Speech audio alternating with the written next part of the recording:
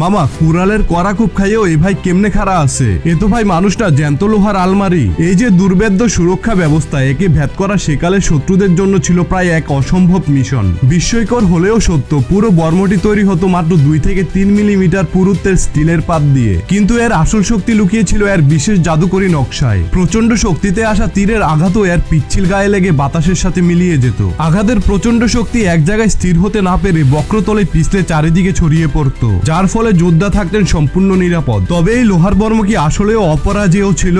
উত্তর হলো না। এই বর্ম ধ্বংস করার জন্য শুধু তলোয়ার নয়, প্রয়োজন হতো ভারী হাতুড়ি বা গদার প্রচন্ড আঘাত। হাতুড়ির সে দানবীয় কম্পন লোহার পাতকে হয়তো ভাঙতে পারতো না, কিন্তু যোদ্ধার শরীরের ভেতরের হাড়গুলোকে অনায়াসে চুরমার করে দিত। বর্ম বাইরে থেকে অক্ষত থাকলেও মানুষটি নিমিষে মৃত্যুর কোলে ঢলে পড়তো। এছাড়া বর্মের সূক্ষ্ম জয়েন্টগুলোতে সরু তলোয়ারের একটি নিখুঁত আঘাতই ছিল কেল্লা ফতে করার জন্য যথেষ্ট। পরিশেষে আগ্নেয়াস্ত্রের আবির্ভাব যুদ্ধের ইতিহাসের মোড় পুরোপুরি ঘুরিয়ে দেয়। তপ্ত সিসার বুলেটের কাছে এই বিশাল লোহার সাম্রাজ্য মুহূর্তেই তুচ্ছ হয়ে যায়। সময় আর প্রযুক্তির অগ্রযাত্রার কাছে কোনো সুরক্ষাই চিরস্থায়ী নয়।